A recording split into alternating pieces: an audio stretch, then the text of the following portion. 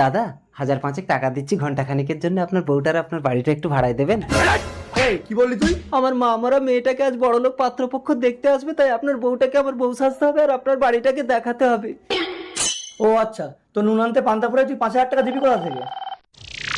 সর্বনাশী, দেখ তোমার ও মাগো, পাত্র চলে এসেছে। হ্যালো, হ্যাঁ, বাঁ দিকে ঘুরে ডান দিকে গিয়ে নিচের দিকে মুখ করে সোজা উপরে চলে এসো। পাত্র এসে গেছে, আপনি তাড়াতাড়ি ভেতরে যান। এসো বউ। আস্তে আসুন, বসুন, বসো বাবা। ও মাগো, ছেলেটা কি হ্যান্ডসাম। এই সর্বনাশী মুখ ঢাকাতে।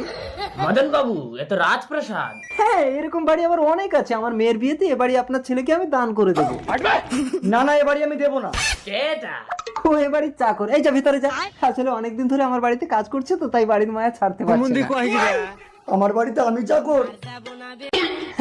তা আপনাদের আসতে কোনো কষ্ট হয়নি তো? না না, আমার তো 10-12